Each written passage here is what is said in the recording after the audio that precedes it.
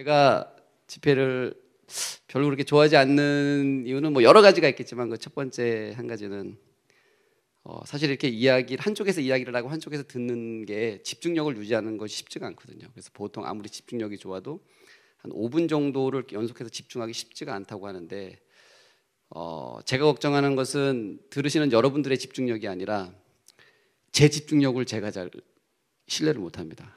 그래서 제가 한 가지 원하고자 하는 스토리를 시작해서 그 스토리를 처음부터 끝까지 아주 일관되게 얘기할 수 있는 능력이 저에게 없기 때문에 그것에 대한 두려움이 일단은 있고요.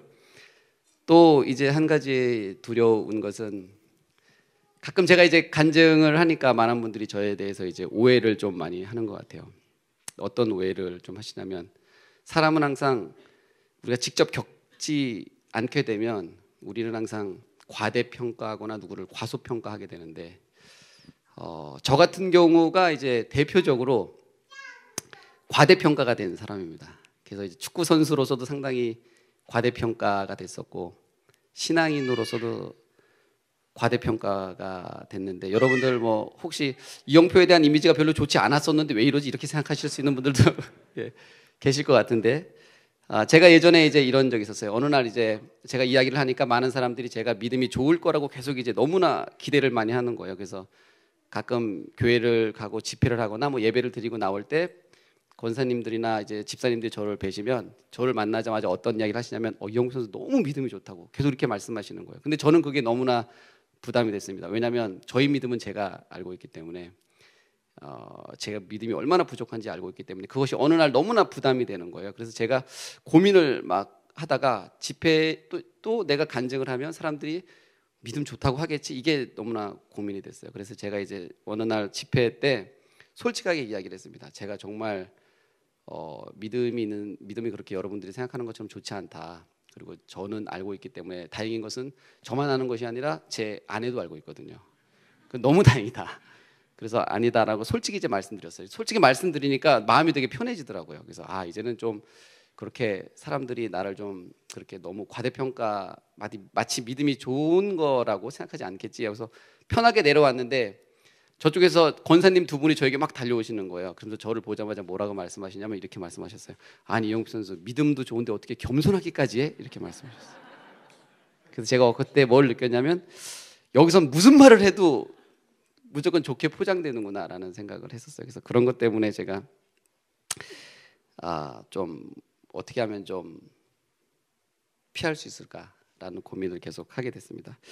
오늘 저는 제가 사실 저는 간증을 하는 것보다 듣는 걸 더 좋아합니다. 왜냐하면 간증 여기에서 제가 할 수 있는 간증은 제가 하나님을 이용하고 배반하고 또 하나님을 속이고 이런 것들에 대한 간증 이랬었던 저의 이야기 또 그럼에도 불구하고 하나님은 저를 지속적으로 은혜를 주시고 함께 해주시고 용서해 주시고 이런 이야기이기 때문에 또 때로는 저도 간증을 하고 정말 하나님의 음성도 듣고 놀라운 경험을 하면서도 제가 하나님께 기도했을 때 또 하나님께서 응답하지 않는다고 생각되면 그리고 그 시간이 길어지면 정말 하나님 살아계신가? 라는 의심이 들 정도로 순간적으로 그럴 때 이제 누군가의 간증을 듣고 하나님을 경험한 이야기를 들으면 제가 힘이 나더라고요. 그래서 저는 하는 것보다는 듣는 걸 더 좋아하는데 어쨌든 오늘도 또 우리 박동아 목사님하고 지수영 사모님의 그 추천을 넘어서 그 명령의 강제적인 명령에 의해서 오늘 이 자리에 서게 됐습니다. 제 하나님을 경험했던 하나님에 관한 이야기를 하도록 하겠습니다. 제가 이제 월드컵 때 있었던 일인데요. 우리 삶에 정말 깊숙하게 개입하고 계시는 하나님, 우리의 호흡과 함께 하시는 하나님, 그럼에도 불구하고 우리는 하나님을 왜 느끼지 못할까? 왜 이 땅을 살고 있는 이 많은 사람들은 여전히 하나님이 사실임에도 불구하고 왜 하나님을 인정하지 않을까? 라는 고민이 있었습니다. 그것은 하나님을 믿는 사람도 그렇고 믿지 않는 사람도 여전히 하나님을 믿으면서도 저를 포함해서 왜 우리는 계속해서 하나님을 온전히 하나님으로 받아들이지 못하는 삶을 살까라는 고민을 했었는데 그것에 대한 이야기를 좀 해보려고 합니다. 저는 이제 2002년 월드컵 때 월드컵을 준비하면서 어떤 것들을 했냐면 이런 기도를 했었어요. 그때 당시에 2002년 월드컵을 세상 사람들은 어떻게 이야기를 했었냐면 뭐 한국을 알리는 기회, 또 경제 문제를 해결하는 것, 이런 것들로 이제 접근했었는데, 그때 당시에 2002년 월드컵 대표팀에는 기도하는 모임이 한 7, 8명 정도가 기도 모임이 있었는데요. 그때 우리는 어떻게 기도했었냐면, 이번 월드컵을 통해서 하나님께 영광 돌리는 월드컵이 됐으면 좋겠다, 하나님을 많은 사람들에게 알리는 월드컵이 됐으면 좋겠다라는 생각을 했었어요. 그렇게 1년 반 정도 정말 매주 모여서 기도하고 이렇게 훈련도 아주 피나는 훈련을 하면서 월드컵까지 딱 왔는데, 월드컵이 시작되기 이틀 전에 제가 부상을 당했어요. 제가 종아리 부상을 당했는데 병원에 가보니까 18cm 정도가 근육이 찢어졌다는 거예요. 월드컵 이틀을 남겨놓고. 그리고 제가 6주 진단을 받고 전체적으로는 3개월 진단을 받았어요. 그래서 의사가 어떤 얘기를 했냐면 월드컵에 나서지 못한다라는 이야기를 했어요. 이제 그렇게 되면 월드컵을 못 나가는 선수는 진단서가 있으면 선수를 바꿀 수가 있거든요. 그 선수를 월드컵 팀에서 완전히 빼고 새로운 선수를 이제 넣을 수 있는데, 저는 그때 당시에 아주 힘들었었어요. 왜냐하면 긴 시간 동안 정말 피나는 훈련을 하면서 월드컵을 기다려왔고, 또 이제 축구 선수로서 월드컵은 정말 상상하는 것 이상이거든요. 근데 더구나 월드컵이 한국에서 해요. 월드컵 한 번 나가는 것도 엄청난 건데, 한국에서 하는 월드컵은 제 인생에서 다시는, 앞으로 100년 안에 다시는 없을 엄청난 기회였거든요. 그리고 저도 그 안에서 열심히 기도를 했고, 이제 월드컵을 이틀 남겼는데 제가 다치고 경기를 못 뛰게 됐고 이제 팀에서 나갈 위기에 처한 거죠. 그때 저는 제 마음이 너무나 힘들었어요. 그래서 그때 하나님께 제가 어떻게 기도를 드렸냐면, 제 마음이 솔직히 말해서 하나님이 원망스럽더라고요. 내가 왜 지금까지 이렇게 힘든 훈련을 겪었지? 그리고 이렇게 이겨나가고 또 최선을 다해서 왔는데 왜 이제 이틀 남긴 상황에서 내가 이 팀에서 빠져야 되지? 그리고 하나님께서 나를 이 팀에 분명히 넣어주셨는데 왜 넣어주셨으며, 그리고 그 힘든 시간을 마치고 왜 이틀 남겼는데 나는 왜 여기서 이제 나가야 되지? 라는 고민이 들었어요. 그리고 그것이 하나님에 대한 원망과 불평으로 제 마음속에 가득 차 있었을 때예요. 그러다가 제가 교제하고 계신 뉴질랜드 선교사님과 함께 잠시 통화를 하다가 선교사님이 저에게 욥기를 읽어보라고 말씀하셨어요.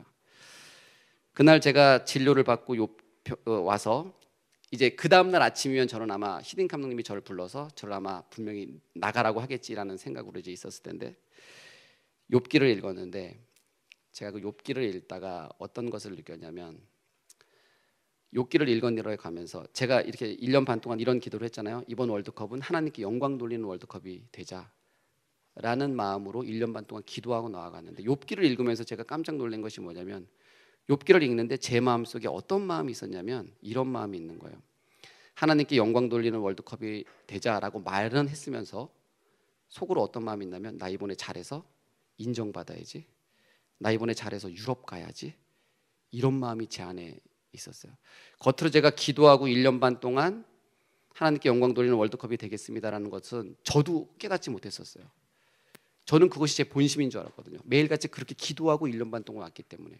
그런데 제가 욥기를 읽으면서 제 마음속에 본심을 보게 됐는데, 그 본심이 뭐냐면 하나님을 이용해서 내가 원하는 것을 얻어야지 라는 것이 제 마음속에 있는 것을 제가 그때 발견했어요. 제가 그때 그거를 딱 발견하는 순간 저 너무나 깜짝 놀랐죠. 제 안에 그런 마음이 있다는 것도 알지 못했었거든요. 그런데 그때 제 마음속에서 한 가지 음성이 들리는데, 그때 어떤 거였냐면 이런 음성이 들렸어요. 하나님께서 지금 너에게 가장 중요한 것이 뭐냐라는 마음이 제 안에 들었어요. 그때 제가 제 안에 든 마음에 스스로 어떻게 대답했냐면 정말 솔직하게 대답했어요. 월드컵입니다라고 대답했어요.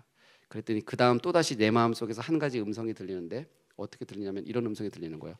너가 그럼 그렇게 가장 중요하다고 생각하는 그 월드컵, 너는 나를 위해서 포기할 수 있니? 라는 음성이 들었어요. 그리고 그때 제가 네 라는 대답을 했어요. 왜냐하면 제가 내 안에 있는 그 하나님을 이용해서 겉으로는 하나님께 영광 돌린다고 하면서 내 안에서는 하나님을 이용해서 내가 원하는 것을 얻고자 하는 마음이 딱 발견됐을 때, 갑자기 하나님에 대한 원망이 죄송함으로 바뀌기 시작하더라고요. 그리고 하나님께서 나에게 너가 가장 좋아하는 월드컵 나를 위해서 포기할 수 있니라는 음성이 들었을 때 제가 네라는 대답을 했고, 네라는 대답을 하는 즉시 제 마음속에 엄청난 평안이 찾아오는 거예요. 그리고 진짜 저는 이제 월드컵 뛰지 않아도 됐어요. 그날 밤 저는 정말 푹 잤어요. 그리고 나는 이제 내일 당연히 나가겠구나라는 생각이 있었고, 저는 마음의 준비도 다 됐고, 그 다짐을 딱 하는 순간 더 이상 저에게 축구 선수로서의 월드컵은 전혀 중요하지 않게 되더라고요. 갑자기 그 한순간에. 그래서 저는 그 다음날 아침에 일어났는데 히딩 감독님이 저를 불렀어요. 저는 당연히 이제 나 이제 나가는구나. 근데 마음은 괜찮았어요. 근데 히딩 감독님이 저를 보더니 처음에 저는 당연히 나가라고 할 줄 알았는데, 너 수고했다. 근데 어쩔 수 없다. 미안하다. 위로해주고 저를 내보낼 줄 알았는데, 히딩 감독님이 저에게 어떤 말씀하시냐면 이렇게 말씀하시는 거예요. 내가 너를 포기하지 않겠다고. 저는 그 음성이 하나님의 음성처럼 들렸어요. 그러면서 어떻게 해주셨냐면, 그때 외국 피지오가 2명 있었거든요. 네덜란드 치료사가 2명 있었는데 윌코하고 아노라는 친구가 있었는데, 그 2명이 대표팀이 23명이니까 12명, 11명을 치료했어요. 그러니까 하루 종일 12명, 11명을 나눠서 치료해야 되기 때문에 상당히 바쁜 친구들이었는데, 그 중에서 윌코라는 친구 한 명을 저에게 전담으로 붙여줬어요. 아침 7시부터 밤 10시, 11시까지. 그리고 나머지 한 명을 22명을 치료하게 하는 거예요. 근데 그걸 받고 제가 이제 그때 당시에 목발을 짚고 있었기 때문에 12cm가 파열된 상태에서 딛지도 못했거든요. 그리고 그 다음 날 아침에 일어나서 딱 딛는 순간 제가 디딜 수 있게 되는 거예요. 갑자기 전혀 아프지가 않는 거예요. 제가 이제 그때 아프지가 않다. 그전에는 딛지도 못했었는데 이제 디딜 수 있다, 걸을 수 있다라고 얘기하니까, 그때 당시에 우리 의료팀이 모여서 회의를 했는데, 어떤 회의를 했냐면, 이것은 어떻게 12cm가 찢어졌는데 이틀 만에 걸을 수가 있냐, 얘가. 이건 분명히 오진이다.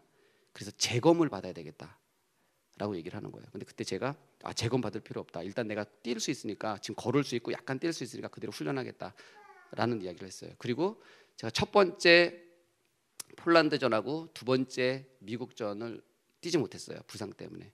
그리고 제가 세 번째 경기 포르투갈전을 뛰었는데, 포르투갈전에서 저희가 이겼고 1대0으로. 그리고 그때 끝나고 나서 저희가 기도하는 모습이 전 세계 120개국에 생중계가 됐었어요. 결국 그렇게 해서 하나님께서 영광 받아 주셨어요. 사실 저는 그런 기도를 하면서 항상 제 마음속에 고민이 있었거든요. 어떻게 경기장에서 우리가 하나님께 영광 돌리지? 내가 다른 친구가 골 넣었는데 내가 기도할 수도 없고, 도대체 이게 어떻게 해야 되지? 그리고 월드컵에서 우리는 단 한 번도 그 전까지 1승도 해본 적이 없는데, 우리는 무조건 상대가 공격하면 수비를 해야 되는데, 저는 또 수비수였거든요. 골을 나고 공격 나갈 수도 없고, 이거 도대체 어떻게 영광 돌릴 수 있지? 그게 항상 제가 하나님께 영광 돌리겠습니다 하면서도 항상 제 마음의 의문이었어요. 내가 골을 넣어야 될 텐데 어떻게 그렇지? 이러게. 다른 친구가 골 넣는데 제가 기도하면 이상하잖아요. 예. 그런데 결국 하나님께서 정말 아무도 생각하지 못했던 하나님의 방법대로 경기 끝나고 나서 우리끼리 감사의 기도를 드렸던 것이, 저는 그것이 계속해서 생중계됐고 결국 하나님께서 살아계신 영광을 받았다는 것을 제가 느낄 수가 있었습니다. 오늘 제가 하나님을 경험한 것들에 대해서만 이야기를 하려고 하고 있습니다. 왜냐하면 아까 목사님께서도 말씀하셨던 것처럼 우리의 삶에서 하나님의 은혜는, 우리의 삶에서 일어나는 모든 일들은 과연 정말 우연인지 아니면 응답인지에 대해서 오늘 이야기를 하겠습니다. 제가 월드컵이 끝났어요. 그리고 저는 6개월 동안 하나님께 어떤 기도를 드렸냐면 이런 기도를 드렸어요. 하나님, 저 유럽에 보내주세요라고 기도드렸어요.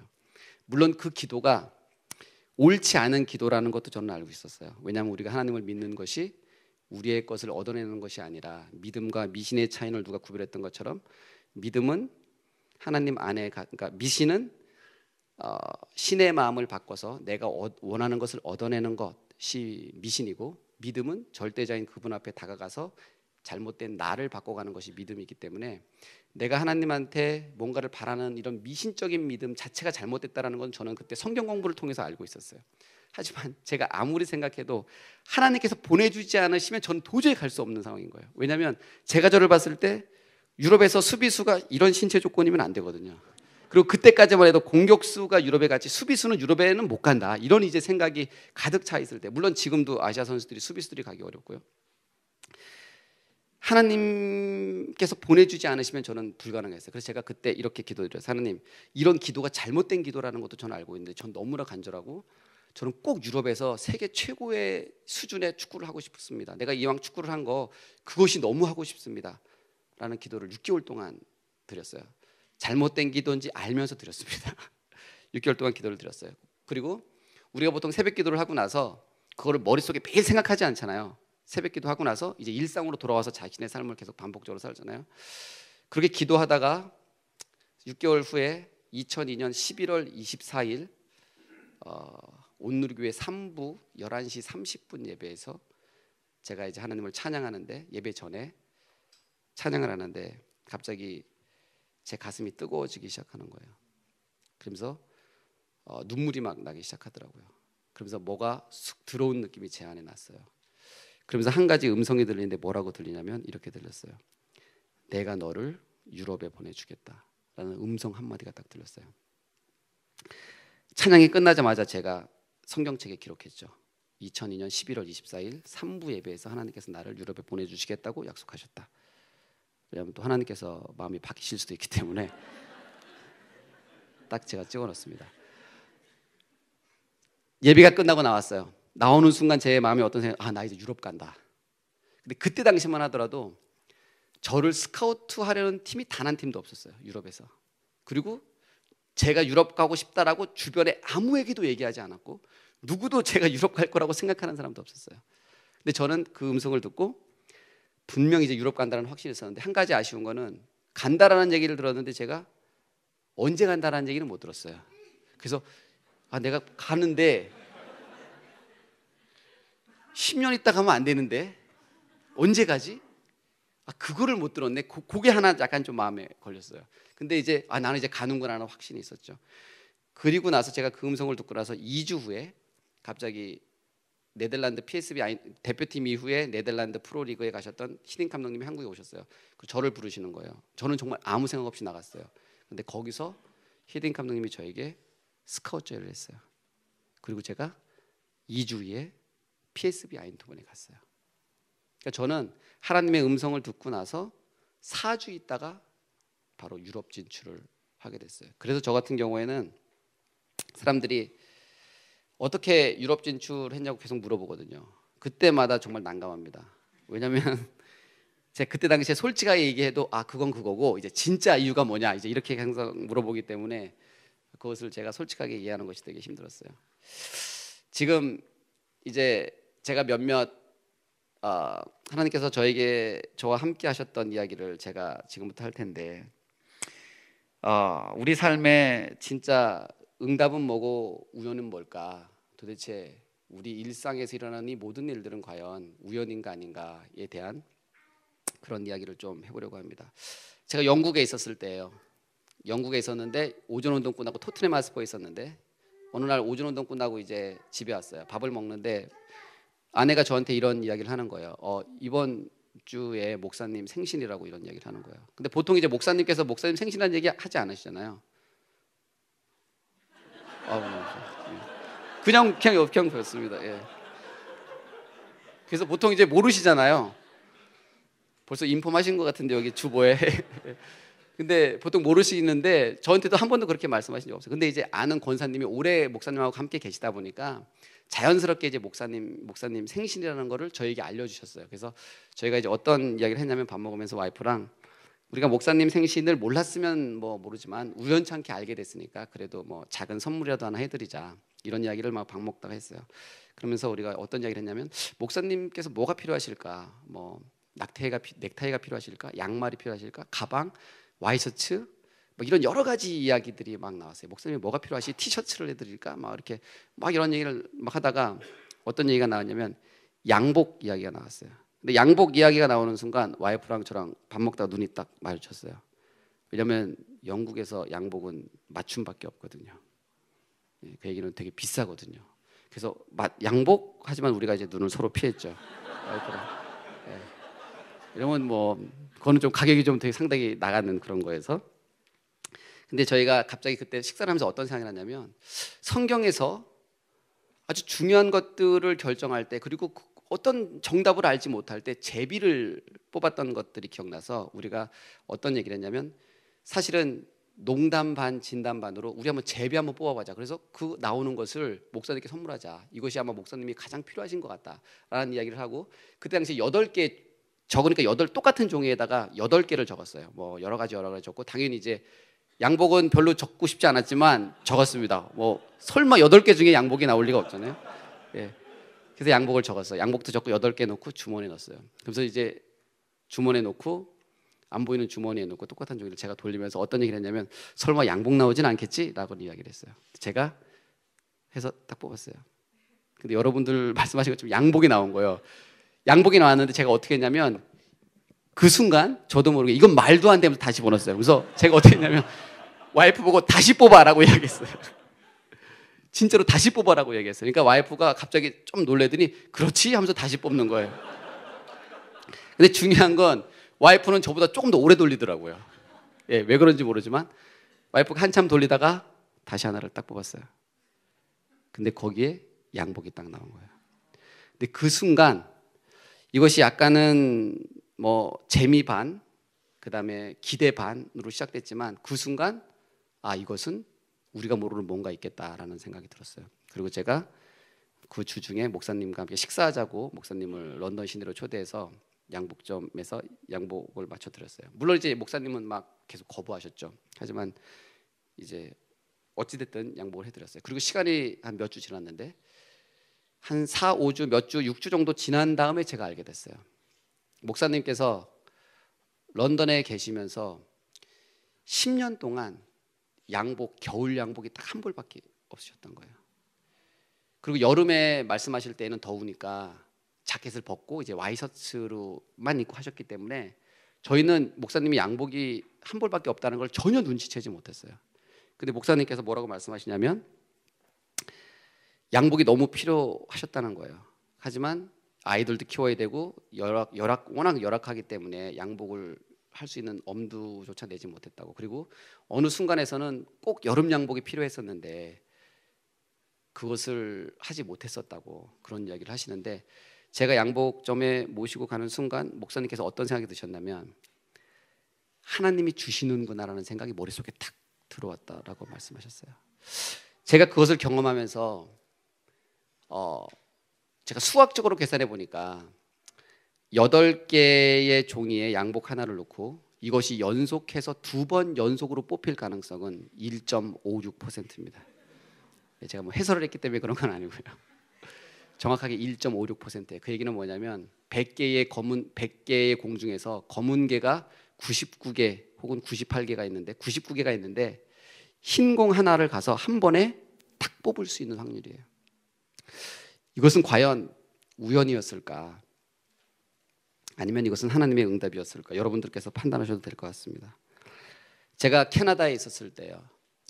제가 2014년 브라질 월드컵이 끝나고 캐나다에 돌아가서 6월 한 8월에 9월에 저희 마을이 되게 조그마거든요. UBC라는 대학 안에 있는 되게, 거기 리젠트 컬리지라고 되게 유명한 대학도 있고 되게 작은 마을인데, 그 안에서 제가 티를 한 잔 마시고 있었어요.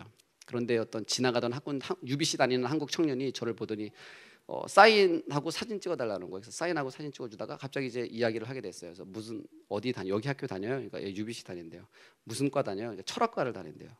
그래서 갑자기 이제 철학과를 다닌다고 하니까 저희가 이제 이야기를 막 주고받기 시작했어요. 왜냐하면 철학과 기독교는 또, 철학은 절대 종교를 인정하면 안 되는 그런 거라서, 그렇게 이야기를 하다가 이제 진화론과 이제 창조론의 얘기가 나오기 시작하고 이야기가 2시간이 흘러갔어요.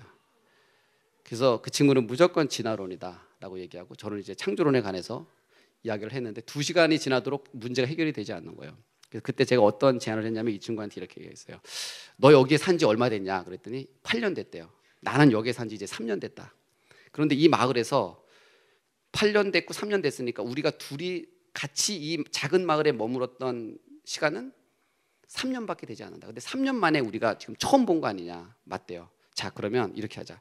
정말 하나님이 살아계시다면 앞으로 일주일 동안 너랑 나랑 우연히 이제 3년 만에 한 번 만났는데, 우연히 이 동네에서 몇 번을 만나면 이것은 우연 이상이라고 할 수 있겠냐? 진짜 하나님이 살아계실 수 있다라고 생각하는 게 기적이라고 생각하는 거는 몇 번이냐라고 이야기를 했어요. 그러니까 그 친구가 가만히 고민하더니 저한테 이렇게 얘기하는 거예요. 2번, 아니 3번 이러는 거예요. 3년 만에 한 번밖에 못 만났는데 앞으로 일주일 동안 3번을 만나면 이거는 정말 뭔가 있는 거다. 이거는 내가 뭔가 있다고 받아들이겠다. 그렇게 얘기를 하는 거예요, 저한테. 그래서 제가 그 친구한테 어떤 얘기를 했냐면 이렇게 얘기했어요. 좋아, 우리 연락처를 주고받지 말자. 그래서 너랑 나랑 만약에 못 만나면 3번을 우린 그냥 이대로 헤어지면 된다.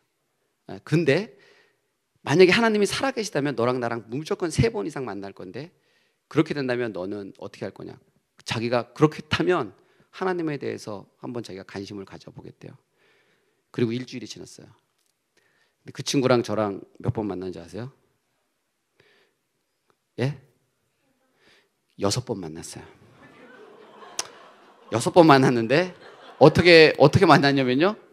어느 날 목요일 저녁에 갑자기 와이프가 11시에 저한테 이렇게 얘기하는 거예요. 지금 당장 나가야 되겠대요, 밖에. 그래서 왜 나가야 되냐. 지금 감이 왔다는 거예요. 그때 와이프 항상 운전 연습을 하고 있었거든요.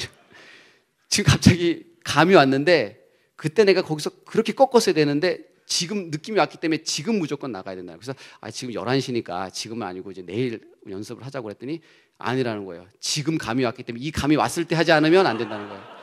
그래서 11시에 나갔어요. 와이프가 운전 연습을 하겠다고 해서. 운전 연습을 하면서 우리 동네를 막 돈 거죠. 막 돌고 있다가 이제 뭐 밴쿠버니까 작은 마을이니까 차가 없어요. 그래서 막 이제 돌고 있다가 신호등에 딱 걸렸어요. 신호등에 딱 걸려서 저는 이제 오른쪽에서 계속 이렇게 있는 그 조수석에서 앉아 있었는데 어떤 친구 한 명 신호등을 건너가는 거예요. 근데 그 친구예요. 제가 문을 열고 이렇게 얘기했죠. 4번째다라고 얘기했죠. 네. 신호가 바뀌고 저희가 지나가고 제가 백미러로 봤는데 그 친구가 정말 아주 깜짝 놀란 표정으로 저를 계속해서 주시하고 있더라고요. 마지막 6번째는 제가 커피숍에서 뭐 글을 쓰고 있었어요. 근데 누가 제 어깨를 탁 치는 거예요. 딱 들어보니까 그 친구예요. 근데 그 친구가 저에게 들어오면서 뭐라고 얘기하냐면 이렇게 얘기하는 거예요. 형, 내가 이 카페를 들어오는데 형이 있을 것 같았어 라고 얘기해요.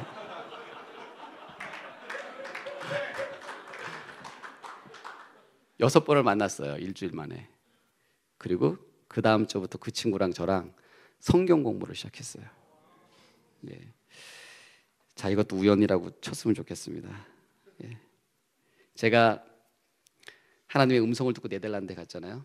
네덜란드 암스테르담 스키폴 공항에서 아인토벤까지 1시간 거리인데 아인토벤 스키폴 공항에서 아인토벤으로 가는데 네덜란드는 여러분 아시는 것처럼 산이 없어요. 그래서 고속도로 옆에 큰 나무만 이렇게 보이거든요.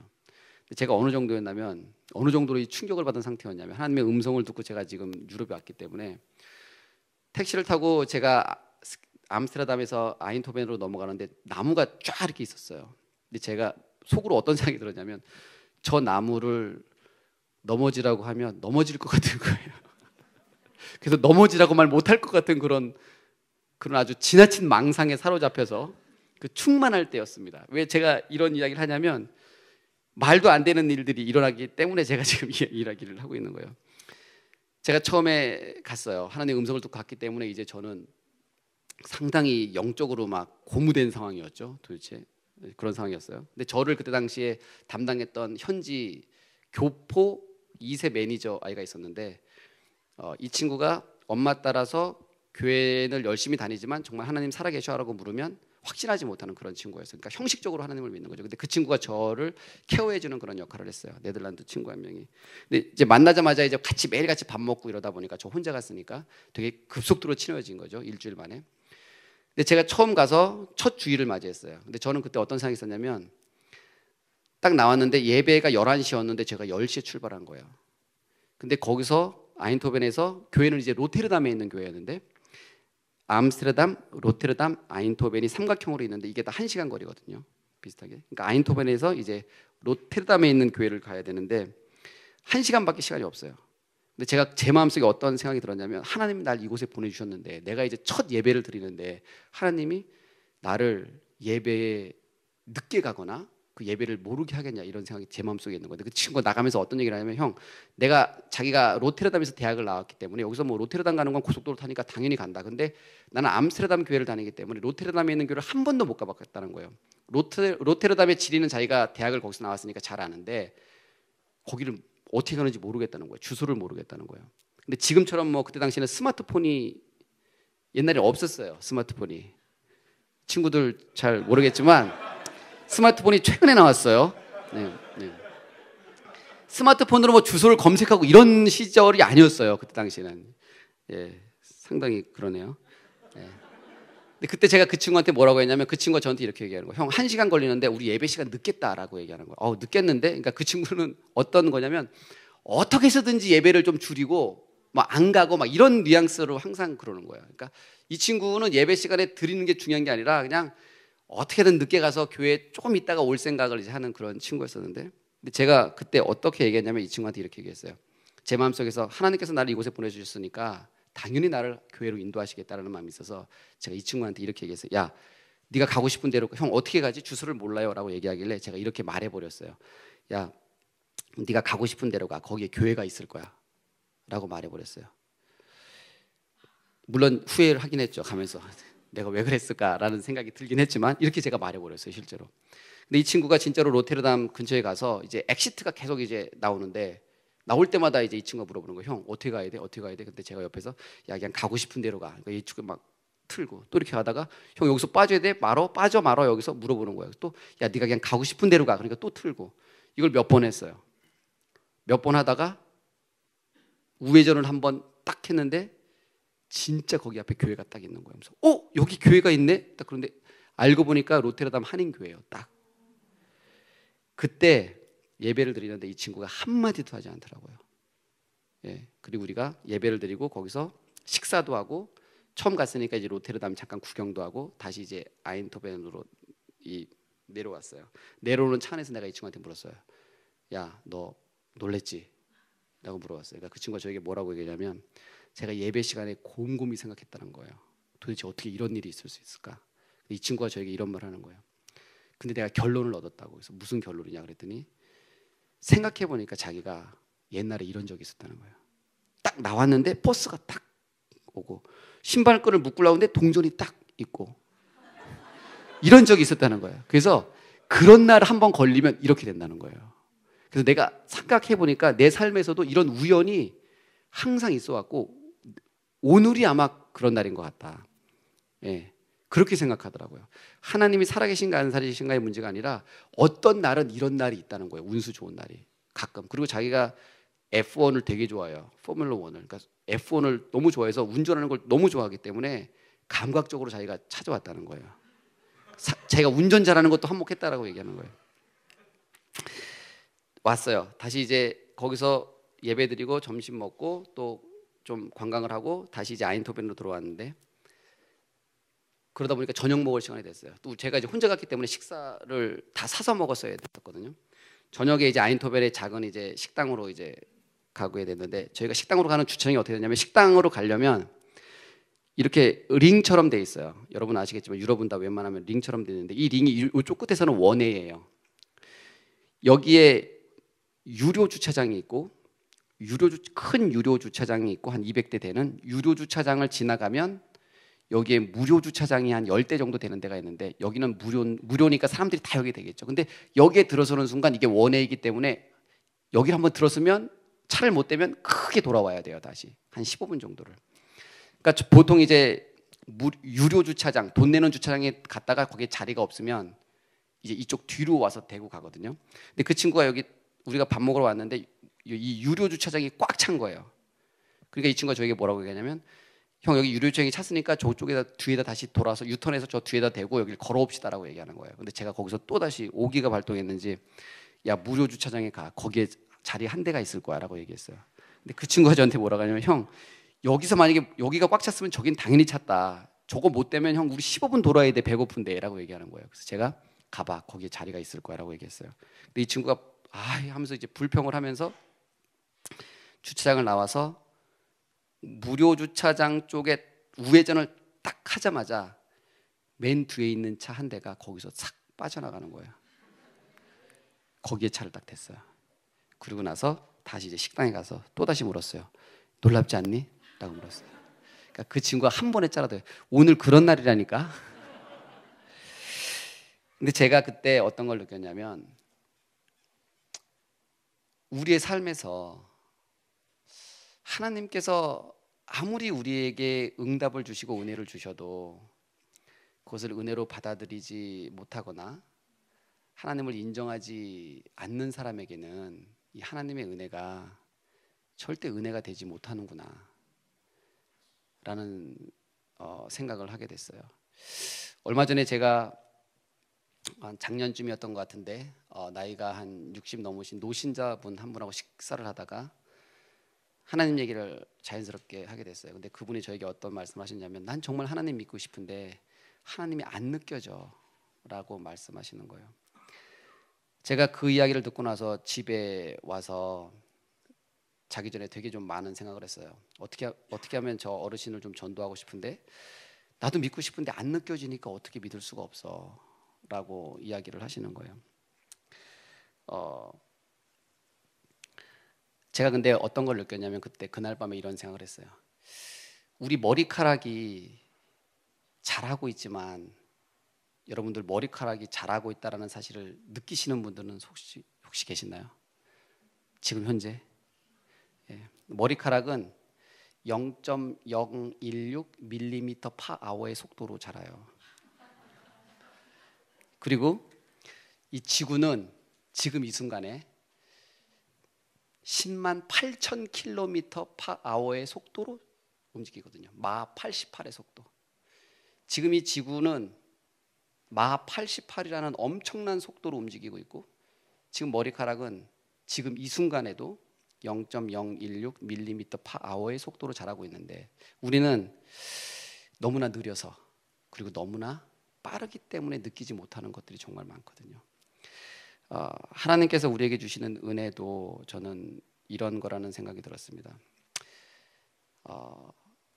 아침에 해가 뜨고 바람이 불고 꽃이 피고 내가 호흡하고, 이런 것들이 하나님의 은혜인데, 우리가 하나님의 은혜를 은혜로 받아들이지 못하면 이것이 은혜가 되지 않는구나.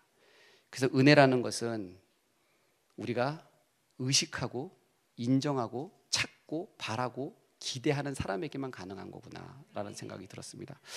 2년 전에 제가 싱가포르에 잠시 간 적이 있었는데, 싱가포르 현지 교회에서 예배를 드리는데, 예배를 드리고 있는데 예배 앞에 계신 분의 오른쪽 어깨에 예배 중에 작은 실타래 하나가 이렇게 움직이면서 그분 어깨에 딱 앉았어요.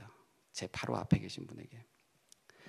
그 순간 그분은 실타래가 그분 어깨에 앉았다라는 사실을 전혀 알아채지 못하시더라고요. 근데 제가 그것을 보면서 어떤 느낌을 받았냐면, 어쩌면 이 실타래 한 알보다 더 가벼울 수 있는 이 하나님의 은혜가 우리에게 날마다 임하고 있음에도 불구하고 우리 이 실타래를 인식하지 못하는 것처럼, 하나님의 사랑이 우리 가운데 충만하고 우리 가운데 늘 함께 하는데도 불구하고 우리가 그것을 인정하고 있지 못하고 받아들이지 못하고 의식하고 있지 못하는구나.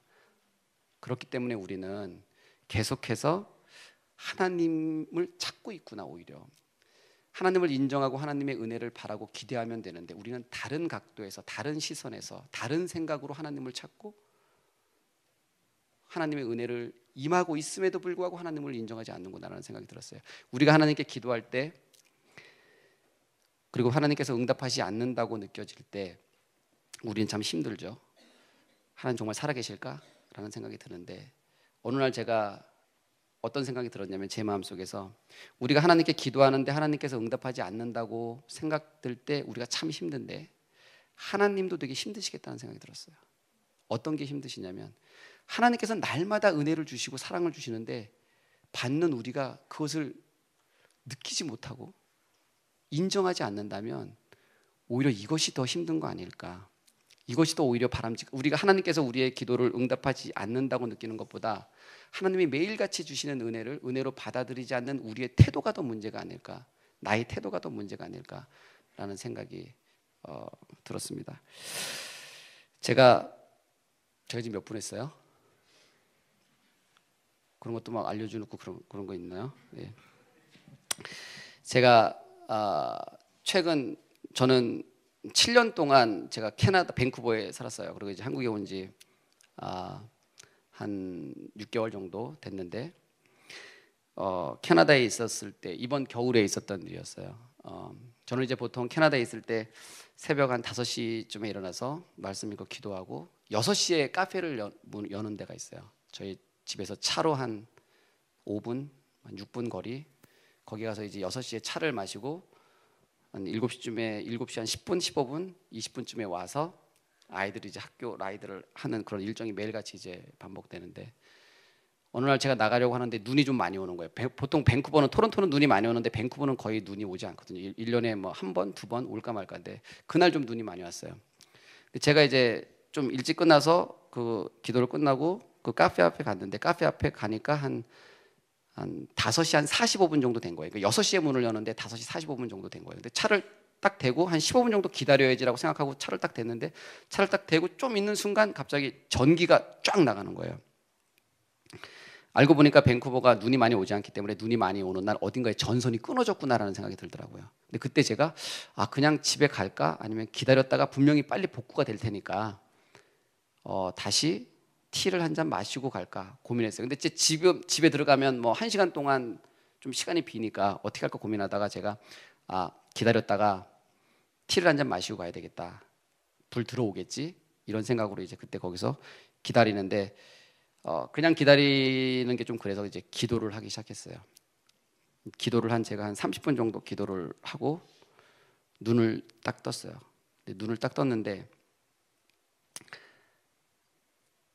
정말 제가 당황을 한 게 눈을 감았다가 눈을 딱 떴는데 눈을 감은 거랑 뜬 거랑 똑같은 거예요. 혹시 여러분들 어떤 느낌인지 아세요? 눈을 감았는데 떴는데 똑같아요. 감았는데 떴는데 똑같아요. 그 이유가 어떻게 되냐면 새벽이라서 되게 칠흑같이 어두운 밤에 모든 도시에 불이 다 나갔어요. 그다음에 눈이 펑펑 왔잖아요. 그 눈이 창문을 다 덮어버린 거예요. 그래서 아무것도 보지 못하는데 처음으로 제가 눈을 뜬 것과 감는 게 똑같은 상황에서 엄청나게 당황했어요. 그 순간 제 마음속에 어떤 생각이 들었냐면 이런 생각이 들었어요. 저는 지금까지 제가 볼 수 있는 나의 눈으로 내가 빛을 보고 사물을 본다고 생각했어요. 그런데 볼 수 있는 능력이 있는 나의 눈이 멀쩡한 눈이 있어도 빛이 없으니까 내가 볼 수 없구나 라는 생각을 깨달았어요. 그때 제가 내가 빛을 보는 것이 아니라 빛이 나를 보게 한다 라는 사실을 깨달았습니다. 하나님께서는 빛이시고 하나님께서는 선이신데 지금까지 내가 해왔다고 생각했던 일들, 내가 열심히 노력해서 이루었다고 생각하는 일, 모든 일들이 사실은 하나님이 없었으면 우리가 볼 수 있는 나의 눈으로 내가 뭔가를 보고 내 능력으로 하는 것이 아니라 빛이 없으면 우리가 아무것도 볼 수 없는 것처럼 하나님의 은혜가 아니라면 우리는 아무것도 할 수 없는 존재구나. 그리고 그것을 깨닫는 것이 바로 지혜구나 라는 생각을 하게 됐습니다. 이 교회에 대해서 제가 많은 이야기를 들었는데 그 많은 이야기는 다 칭찬밖에 없었어요. 우리 이 땅의 많은 교회들이 너무나 많은 칭찬을 받고 또 변질해가는 모습을 우리가 되게 많이 보잖아요. 칭찬받았던 교회가 변질해갔다라는 얘기는 되게 많이 들었는데 변질한 교회가 칭찬받았다는 얘기는 거의 듣지 못했던 것 같아요.